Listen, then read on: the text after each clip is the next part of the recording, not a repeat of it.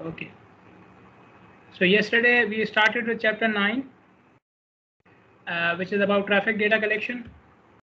So we discussed why do we collect traffic data, what are the sources. So there are some online sources, then there's field data collection, and there are sources like GPS trackers and so on. And then we moved on to what type of data we can collect for traffic. I also mentioned the modern purview of traffic as well, modern purview of traffic data. So we were discussing, lastly we were discussing types of studies, and these are the types of traffic studies you can do. We covered volume, speed, and travel time.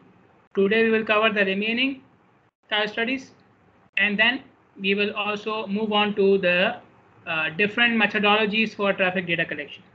Okay, so we start with delay. Today we will start with delay. So in your opinion,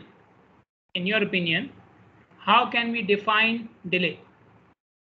What is the definition of delay according to you? So I'm not looking for something from the book or something from the textbook. What do you think is delay? Delay time or delay, what is it?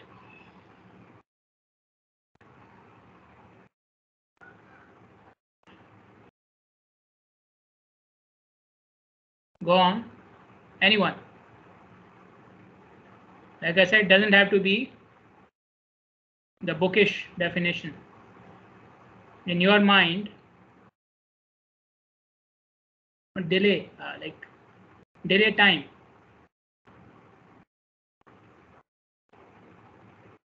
Someone doesn't stick to time is the person who delays. I'm talking about the delay itself. How do you define delay itself? It's a common term, right? The flight has a delay. So what does it mean? The flight is what?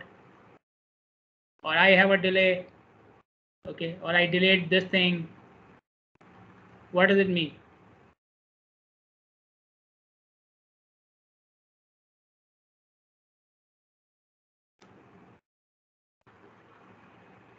Anyone else?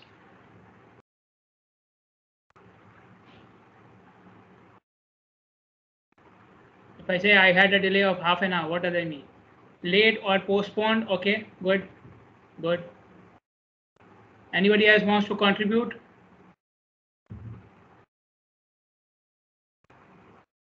You have anything else to say? Someone?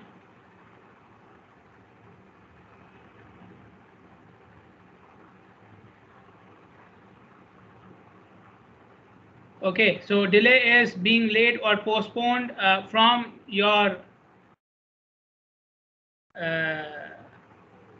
desired time, right?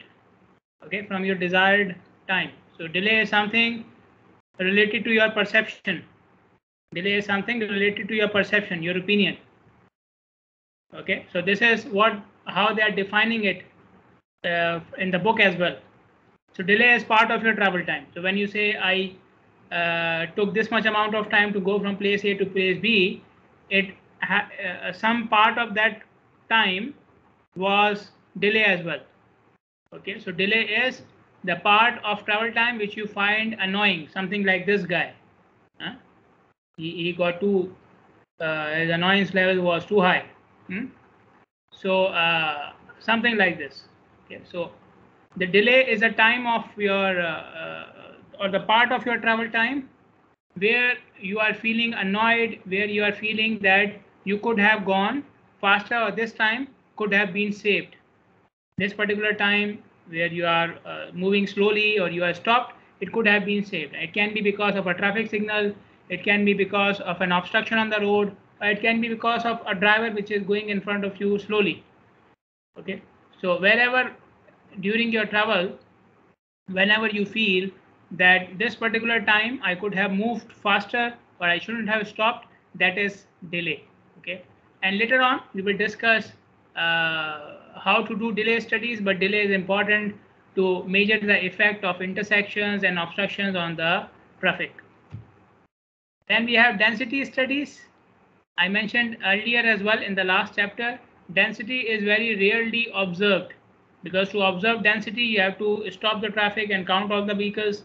okay, which cannot be done obviously, or you need a drone image or a satellite image of the road. So because of these restrictions or because of these requirements, you may not you would most of the times you would not observe density on the field. Okay, but in the last chapter we discussed different methods to calculate density. So for example, there's a question in the exam. Let's say there's a question in the exam that I gave you a road segment and I ask you to calculate density. What are the things you need to calculate density according to what we have done in the last chapter? If I ask you calculate density of a road in the exam, what would you ask from me? That give me these things so I can calculate density. What are the things we need to calculate density? Go on.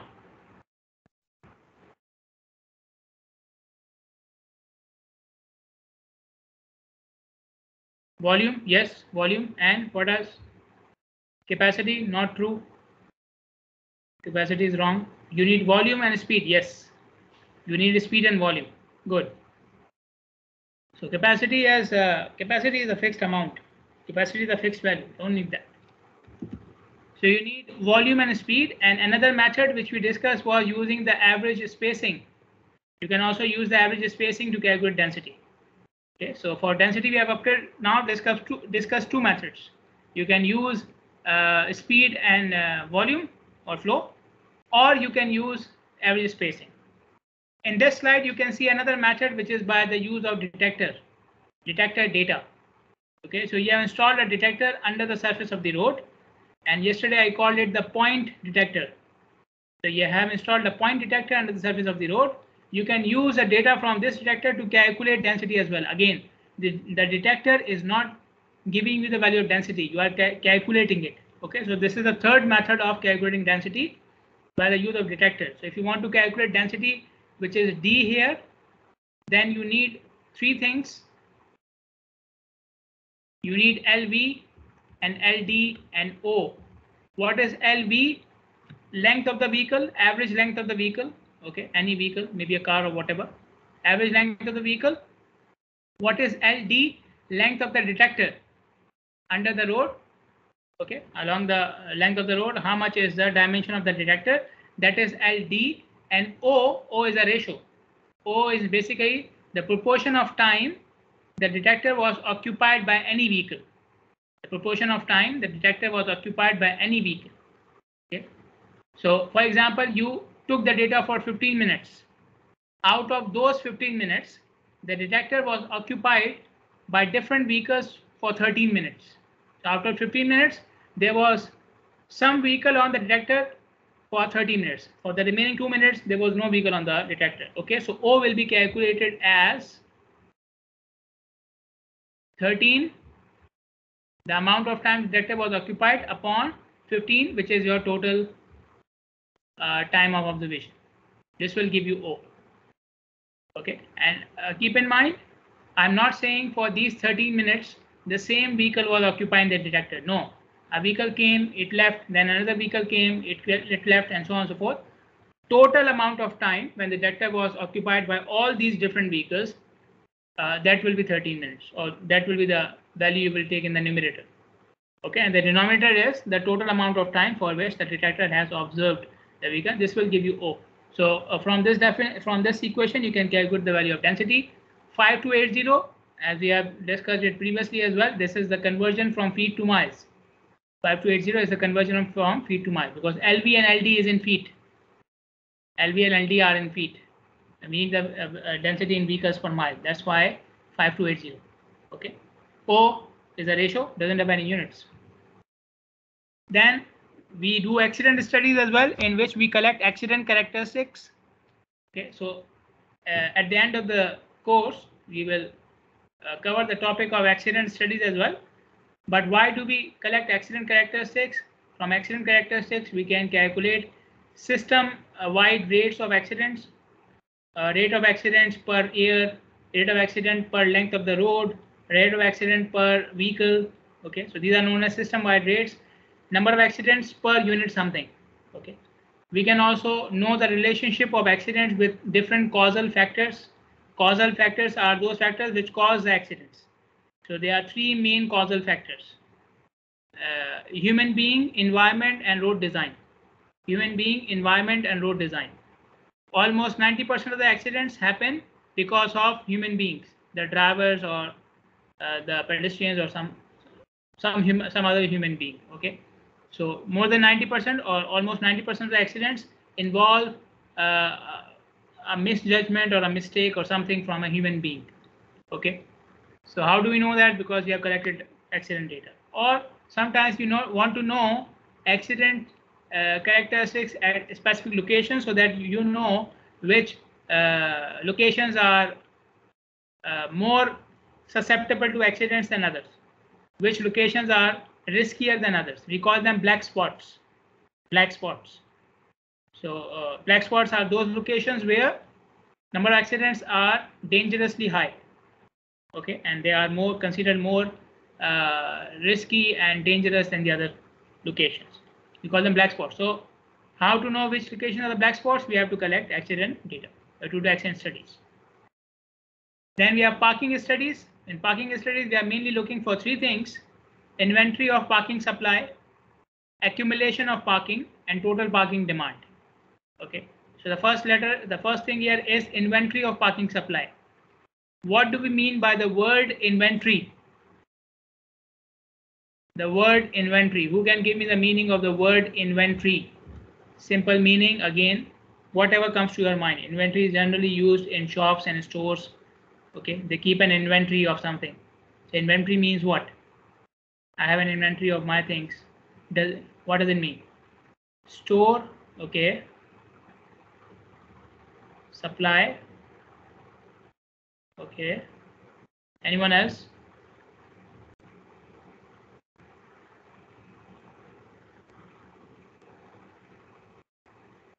As I said, inventory is kept in the store, so store cannot be inventory, and supply can be part of the inventory, yes. But what does inventory mean exactly?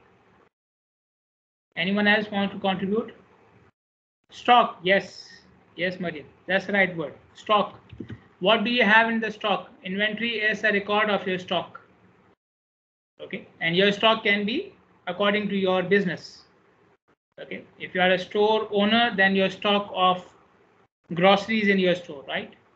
If you are a car distributor, then your stock will be the record of how many vehicles you have. In case of parking supply, this is a record of how many parking spaces we have. Inventory of parking supply is the record of the parking spaces we have. Okay, so how many parking spaces we have, their location, their arrangement, their types, these are inventory of parking supply. Determination of accumulation means how many parking spaces are occupied at a given time. How many parking spaces are occupied at a given time? This is accumulation. And total parking demand means how many vehicles have used your parking area in a complete day, okay, or in a complete period of working hours. So this is total parking demand. So accumulation is related to one point of time, and total demand is for the whole working period. Okay, so these are main things which we are looking to get from the parking studies. Sometimes or many times you have to complement the data from the field with some interview studies as well. Okay, so you conduct interviews from the parkers who are coming to your parking facility, and we want to know their attitude, their behavior, their preference. So if they are parking at this location, why this location? Why not some other location? Okay, how long they will stay here? Like how long they will park their car here? What is the purpose of their coming to this facility? Okay, and so on and so forth. So these things are inquired in an interview study. Then we have studies for goods movement and transit. Okay, now which vehicles are used for the movement of goods? Goods meaning materials, products, things. So which type of vehicles are used for the movement of goods?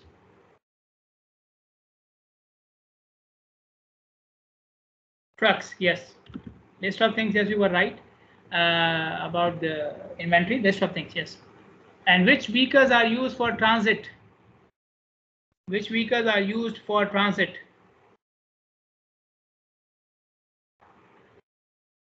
Transit means mass movement of passengers. Movement of passengers in large number. So which type of vehicle is used for movement of passengers in large numbers? Yes, buses. Buses, yes, you are right. So well done. Goods movement means related to trucks. Transit movement means related to buses. So goods movement and transit studies are related to finding out the movement of buses and trucks, the heavy vehicles in your traffic stream. Okay. Why do we conduct these studies separately? Because these heavy vehicles are a major cause of congestion, important cause of congestion. So if you are driving on the highways, driving on the roads, and you come across or you enter a segment which is congested, most of the times you will see that some heavy vehicles are involved in it because they are moving slowly, they take more space and so on and so forth. So because of these reasons, they become a major cause of congestion. Okay, so we have to manage their movement. So first of all, we must take their inventory again. We must know their record, their percentage in traffic, their routes, their travel times, what times they like to, at what times they are usually on the roads. Okay, so all these things are required, and this is why when you will collect the traffic data for your term project, in the end, for the last submission, you have to count the heavy vehicles and the passenger cars separately. Okay, so that in the end you can have their percentage and so on. It is important. And these studies are then, the data from these studies is then used for devising appropriate policies and appropriate planning strategies for the movement of heavy vehicles. Okay, so at what times we can allow them, from which routes we can allow them, how should we change the design of the road to facilitate their movements and so on and so forth. Okay, so these things are, these issues require the data from goods movement and transit studies. Then we have pedestrian studies. I stated yesterday that the modern purview of traffic data also includes data from other modes as well, pedestrians, bicyclists, and so on. So pedestrians are an important part of the traffic demand, and mainly we are interested in their crossing characteristics. Okay, at what locations and how they would cross the road. Okay, because then we have to provide them crossing facilities. And the problem is, or the main issue is, in their crossing, there is no fixed, there is no restricted place, or there is no restricted type of facility from where they would like to cross. So they may cross from a signalized intersection. They may cross from an unsignalized intersection. Okay, and they may cross from the middle of the segment as well, from a mid-block location. Okay, so there is no fixed or restricted type of location from which they want to cross. They may cross from different types of locations. So they are important. It is important that you must know from where they want to cross, why they want to cross from here, what are their characteristics, what are the characteristics of the pedestrians who are crossing from this specific location. So again, you may have to do some interviews as well. You may have to ask them why you are crossing from here, from where you are coming, where you are going, and you may have to observe their speed and travel time and so on and so forth. Then we have calibration studies. Now calibration, so there are two words. The first word is development and the other word is calibration. Okay, when you develop something, you are constructing that thing from the scratch, and when you are calibrating it, that means you are making some minor adjustments, or you are making some adjustments in that thing so that it can give you accurate results. A very simple example is of your watch. So you have a watch, okay, a wall clock or a wristwatch or whatever. You have a watch, okay, and that watch is giving you, it's not giving you the accurate time. Maybe it is 1 hour behind, or maybe it is 15 minutes ahead. Okay, so the time which the watch is showing is not accurate. So it doesn't mean that you will break that watch and start making it again. No, you will just adjust the time. Okay, this is what we call as calibration. Okay, so the watchmaker, he developed the watch, he constructed the watch from the scratch and he gave it to you, and now you are just calibrating the time. Okay, same thing happens with calibration studies as well. So you have an equation, a general equation, like we had the equation in the last chapter, equation between speed and flow, speed and density, speed and flow and density. So we know the equation between speed and density is linear. We know the equation between flow and density is second degree, between flow and speed is second degree. So we know the type of equation. But for those equations, we wanted to know the coefficients and the intercepts and the slopes. Okay, so we did the calibration. Okay, so we started with a graph between speed and density. So in order to plot the graph, you had to collect data from the field. Okay, so in the last chapter, we only covered the part which was to be done in the class, which was the calculations. But behind that or before that, you need to collect some data from the field so that you can plot the graphs and then you can start developing the equations. Okay, so we did a part of the calibration study in the last chapter, which was to be done in the class. But behind that or before that, we have a part of the calibration study which requires data collection from the field. So the graphs can be plotted and then you start developing the equation. Okay, so these equations, which you can see on the slide, we developed them in the last chapter. But before developing the equations, we need some data from the field as well so that we can start with them. Then we have observational studies. Observational studies are done to find out the effectiveness of traffic control devices. Okay, so observational studies are normally short and focused. Okay, because you have already made the change on the highway. So you know at which location you have made the change and you know what type of improvement I was looking for from the change. Okay, so I put a speed hump on the road, a new speed hump on the road. So I know that this particular location, I wanted to change the speed of the vehicles. So I will do a short observation study to know whether the implementation of the control device was effective or not. Okay, so observation studies are short and focused, and they are done to find out the improvement or the effectiveness of your traffic control device. Now, up till now, we have discussed what should we collect.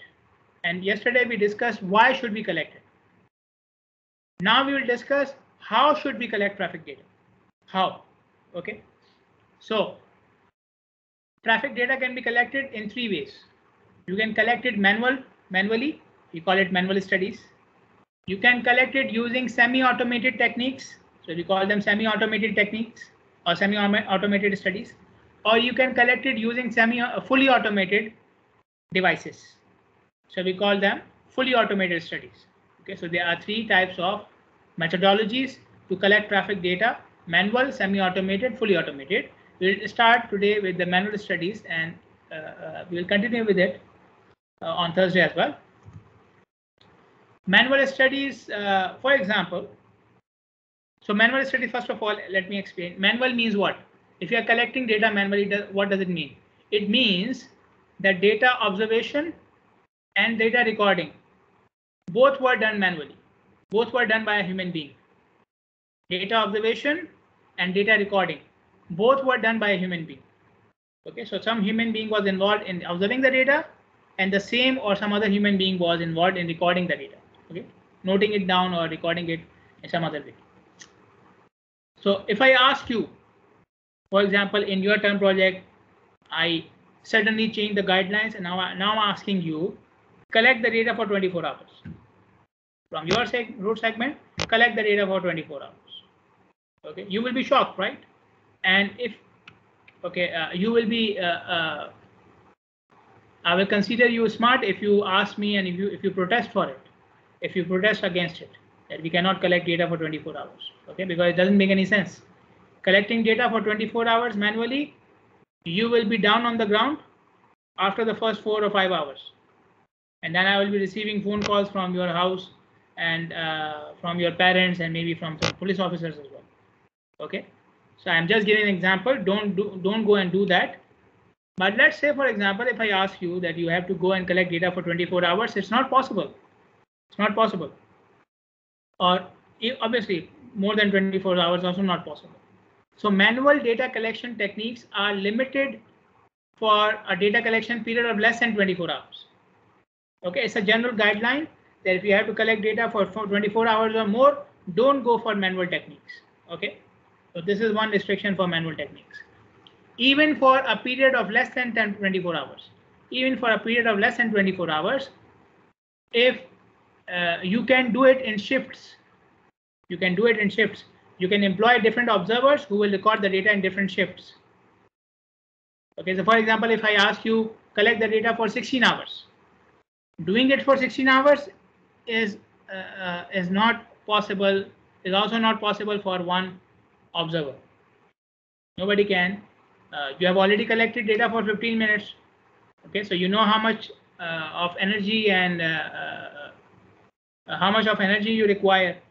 Okay, how much work needs to be done. So if you have to do it for 16 hours, again the same result. Okay, after the first 3-4 hours, you start drowsing off, and after maybe 1 hour, one or a couple of hours more, you will be on the ground.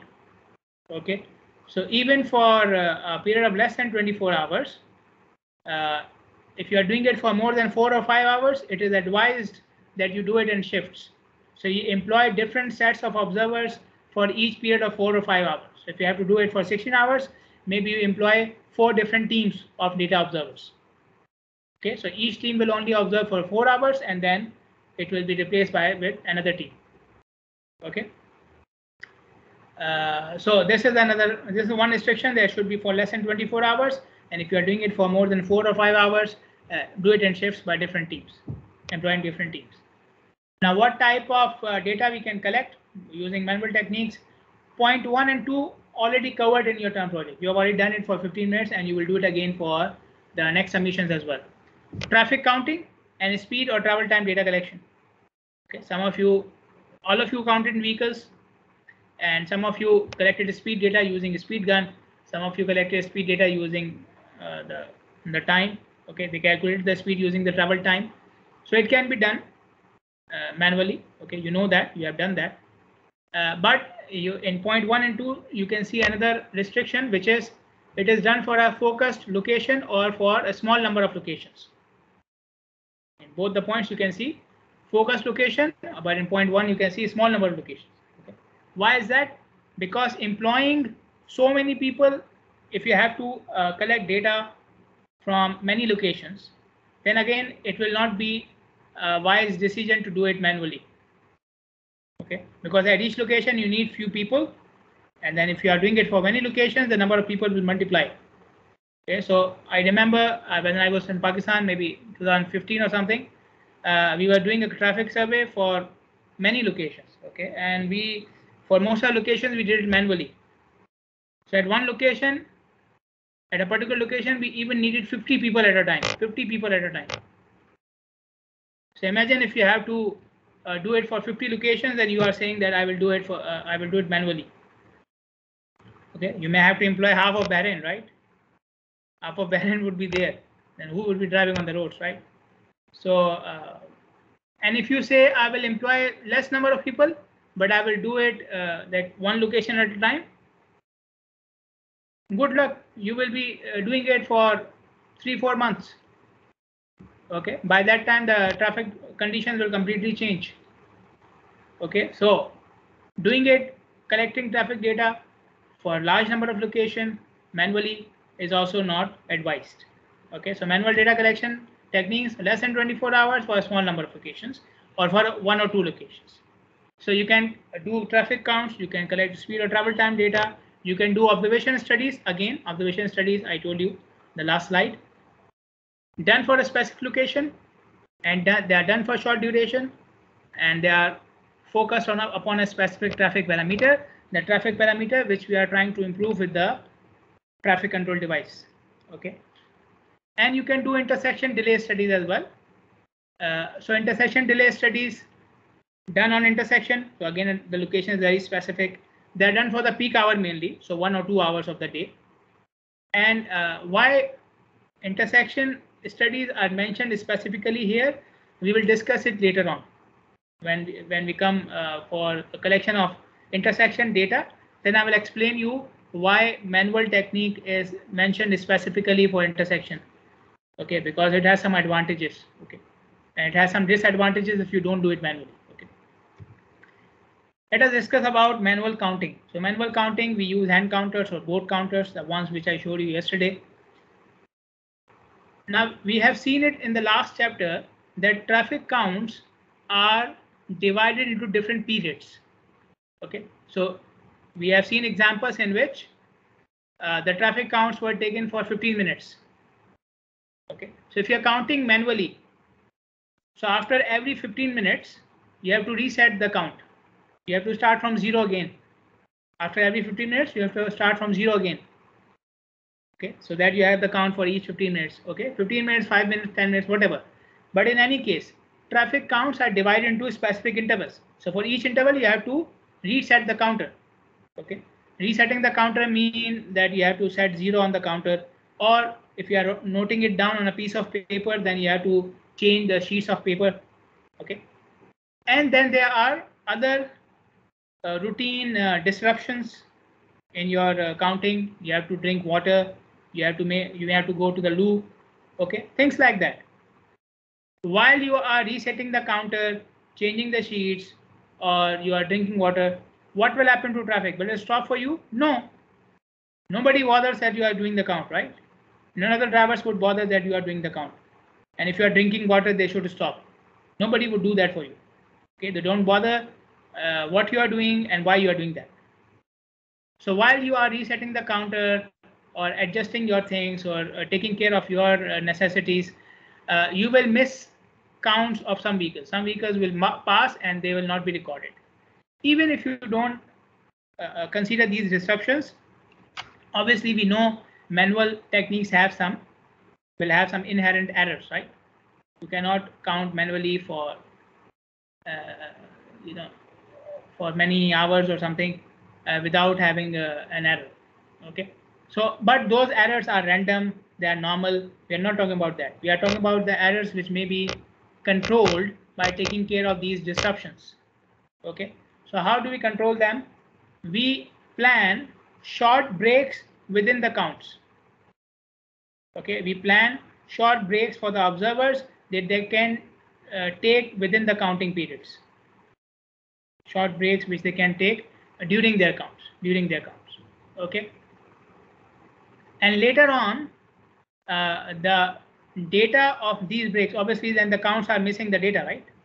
Your count which you are giving me is missing the count for the vehicles which passed during the break. Okay, so later on, once the data is collected, the counts can be adjusted for the break periods, provided that for the counts to be adjusted for the break period, I must have planned and taken the breaks uniformly and in a systematic manner. The breaks should be uniform and systematic. Only then I can adjust the count for the break periods. Otherwise, there is no way I can know how many vehicles have passed. Okay, or I can estimate how many vehicles have passed in the break period. Now, what do we mean by having uniform and systematic breaks? Uniform means the break period should be constant. So if you started with a break period of 5 minutes, from the first hour till the last hour, the break period will be 5 minutes for all observers. Okay, and systematic means its frequency should also be constant. So I will take a 5 minutes break after every 10 minutes. This is systematic. Okay. Somebody says, and somebody comes and says, an observer comes to me and he says, I am feeling very energetic, I am fresh, I am just starting the count, so I will not take any break for 1 hour. And from the second hour, I will take a break after half an hour for 10 minutes. Then the third hour, I will take a break for 10 minutes after every 10 minutes. This is not done. Okay, this is the opposite of having it uniform and systematic. Uniform and systematic means I will plan the break for the observer. I will tell him, this is your counting period, this is your break period. The duration of the counting period is constant. The duration of the break period is also constant. So after this much amount of counting, you will take a break of this much time. Okay, and these things will not change whether you are doing it in the first hour or the last hour. Okay, this is what we mean by doing it in a uniform and systematic manner, and this is important for doing the analysis later on. Okay, so it must be done this way. Now, breaks can be planned or inducted in your counting period in two ways. There are two ways in which you can introduce the breaks in your count for your observers. One is break period is part of the counting period. Make the break period part of the counting period. Okay, so for example, you say to the observer, your total counting period is 15 minutes. Okay, and within 15 minutes, you will take a break of 5 minutes. Within 15 minutes, there's a break of 5 minutes. Okay, this is having the break period within the counting period. Okay, so he will give you the count for 10 minutes, and later on you will convert it to 15 minutes. Okay, another way of doing it is have alternative counting and break periods. Same duration, the counting period and the break period have the same duration, but they are coming alternative. So 15 minutes counting, 15 minutes break, 15 minutes counting, 15 minutes break. Okay, the numbers which I am giving you an example, as an example, 10 minutes and 15 minutes and 15 minutes, these are all just for the purpose of explanation. Okay, you can change these numbers. You can say to the observer, count for 15 minutes and then take a break of 5 minutes, and total counting period is 20 minutes. These numbers can change. Or take a count for half an hour, then take a break for half an hour. So try to understand the concept. Don't focus on the numbers. Okay, so two ways of doing the introducing the break or taking the break for the observer. The break can be part of the counting period, or you can have alternative break and counting periods. Okay, how do we adjust the missing counts then? How do we include the missing counts for the break period? Okay, so if you have taken the break by the first method, so the counting period has a break period as well. So the total counting period was 5 minutes. Let's say again, for example, the total counting period was 5 minutes, and within the 5-minute period, you had 1 minute break. Within 5-minute period, you had 1 minute break. Now, how do I convert the 4? So in the end, you will give me a 4-minute count, right? In the end, you will give me a 4-minute count. So how do I convert the 4-minute count to 5-minute count? Using this equation. So Vy is the count you want. Okay, V is the count, and Y means the full counting period. The full counting period. So V for the full counting period, this is what I want. I have V, which is taken for some part of the counting period. Okay, so V is the partial count. Y is the number of minutes for which you want the count, and X is the number of minutes for which you have the count. So for example, the counting period was 5, so Y will be 5. Okay, within 5 minutes counting period, you took a break of 1 minute, so X becomes 4 then. X becomes 4. Okay, and the remaining 4 minutes when you are doing the counting, you gave me a count of 100 vehicles.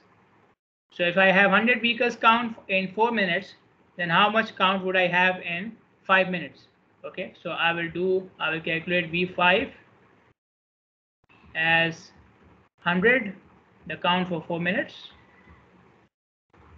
multiply by Y, which is 5, the count, the period for which I want the count, upon 4, the period for which I have the count. Okay, so how much is the count for 5 minutes in this case? What is the count of 5 minutes in this case? 100 into 5 upon 4. How much is it?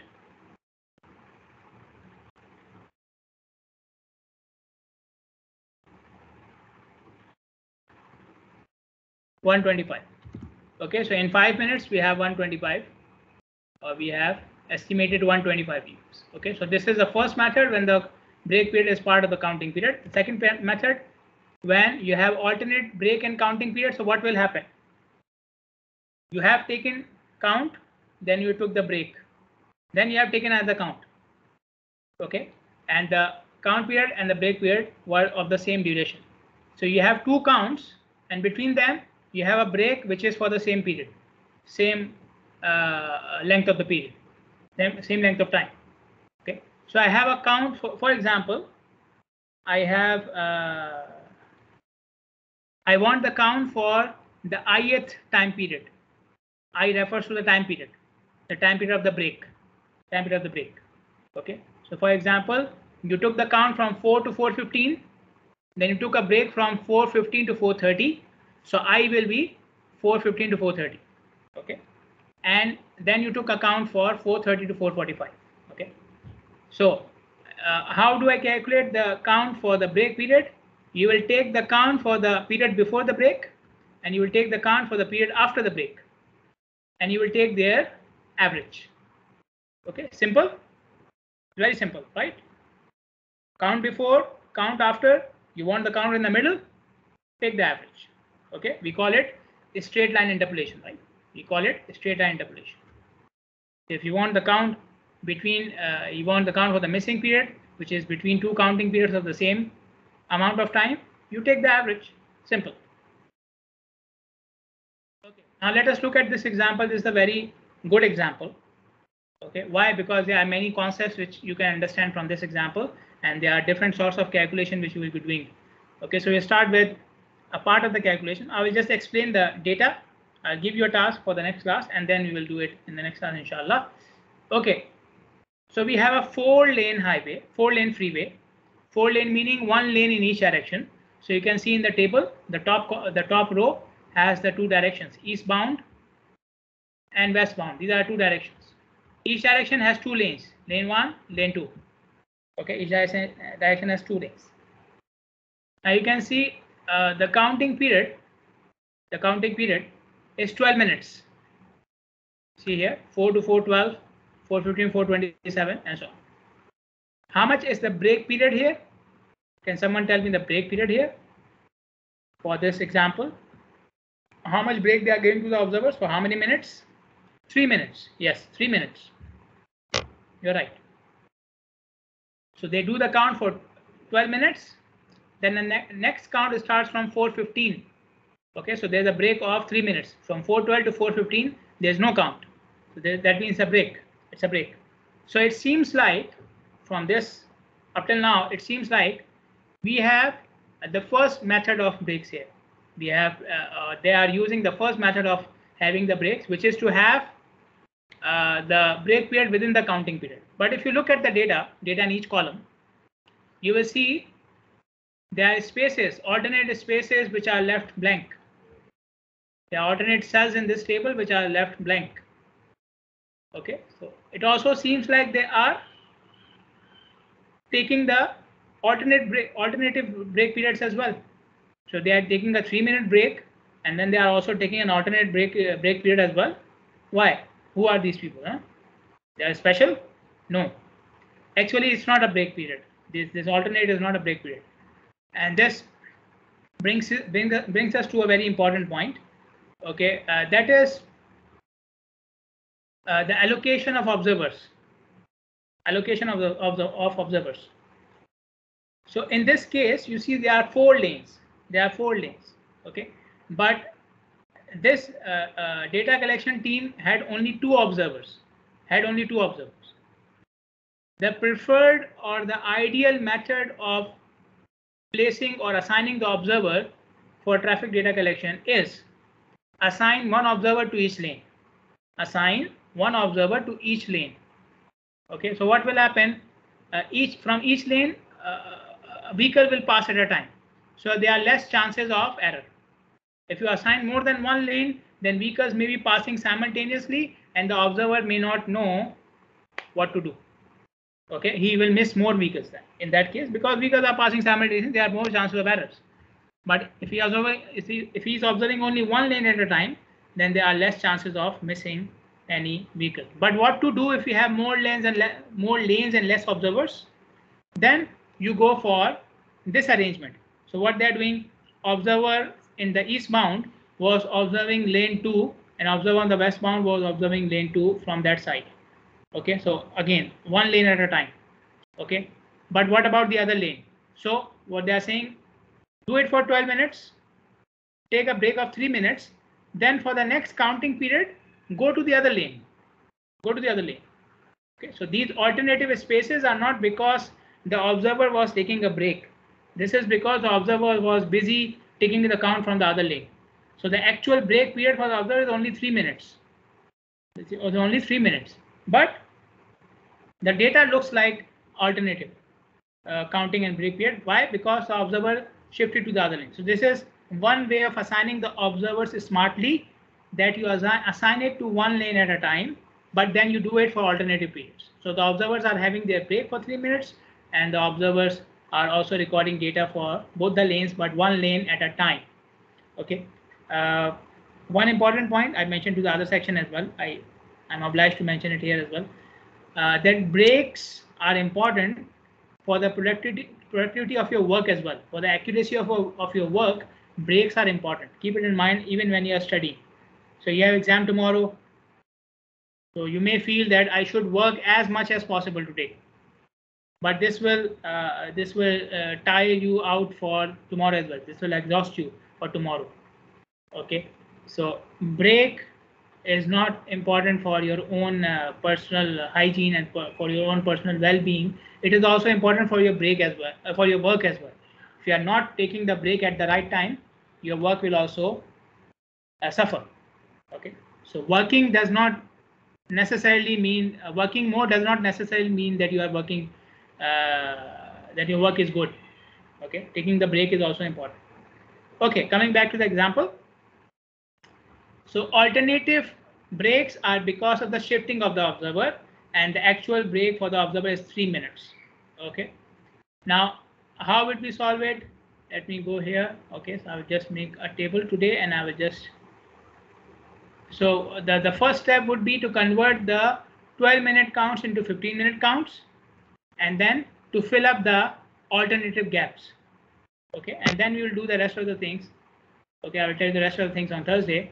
But the first thing we have to do, the first two steps are convert the 12-minute counts to 15-minute counts.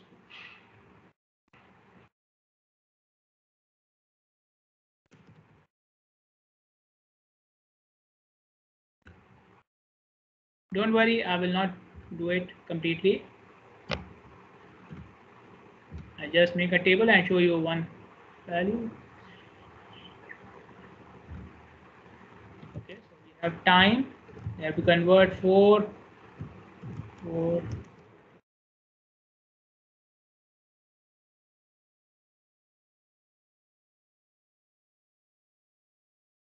5, 4, 45, 5,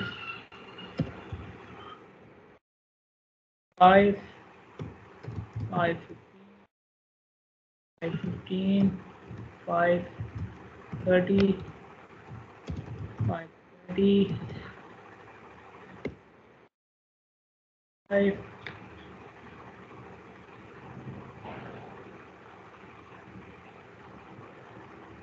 5, 45 to 6. Okay, then we have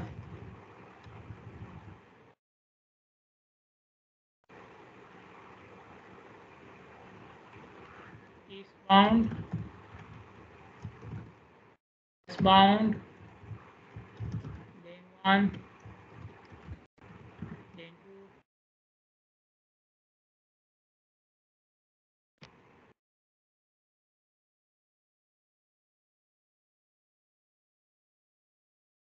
lane 1, lane 2.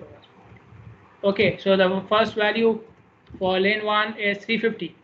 This value is for 12 minutes. Okay, so I will apply this equation now. Y is 15 minutes, the count which I want. X is 12 minutes, the count which I have, and B is the value in the table. Okay, so 350 into 15 divided by 12. Okay, so 15 upon 12 is 1.25. Okay, so 350 into 1.25.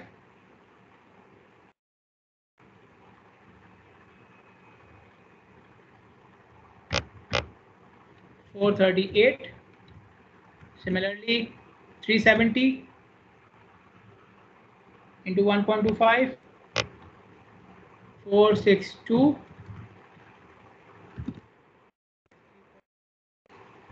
345 into 1.25. 431. Last value is 320 into 1.25. 400. Okay, now your task for the next class, you come to the next class, fill up this table, convert the count from 12 to 15 minutes, and then for the missing cells, do the averaging. Okay, if you do any mistake, no problem. Just show me the results that I have tried, any one of you, and then I will discuss the rest of the problem. Okay, or if there are any mistakes, I will correct them as well in your previous work as well. If nobody tries, nobody shows me any sort of attempt in the next class for this table, I will leave this example and move forward. Okay, simple, like I have done in the previous weeks as well. You have to show me your attempt, Right or wrong, doesn't matter. Okay, show me your attempt. I will discuss forward, or I will point out the mistakes. Otherwise, we will not do it at all. Okay. Any questions, any queries, any problems, any suggestions, anything you want to say, please go ahead. I have a question, Doctor. Yes. For the first lane, for example, Yeah. at 4 o'clock, how do we find the average? Because we only have one Then you value will take after. the you will see the values for the next 2 time periods. Okay, and you will calculate the value for 4 o'clock using the same growth rate. Then, like, you will use a growth rate. Okay. You will calculate for 4:15 to 4:30, 4:30 to 4:45. So now you have 2 values. From these 2 values, you will calculate how much should have been the value for 4 o'clock. So it is not the average. If you are looking for the first value, the last value, it is not the average. It will be a kind like of an approximation. Rate. Yeah, approximation, but in terms of growth rate. Like, if 4:15 to 4:30 increasing by this much, then 4:15 to 4 should be how much? Like this. Back calculation. Yeah. Thank you, Doctor. So just try, like I said, even if you cannot calculate some of the values. Yeah, round the numbers. Volume or flow, you always round them off. Round up, round down, doesn't matter. Okay, +1, -1 doesn't matter. Whatever is convenient for you, round it in that manner. Any other questions, queries, suggestions, anything you want to say, please? Okay, then thank you for listening. Thank you for participating. Have a nice day today and tomorrow as well. I'll see you on Thursday, inshallah. You're all welcome. Assalamu alaikum.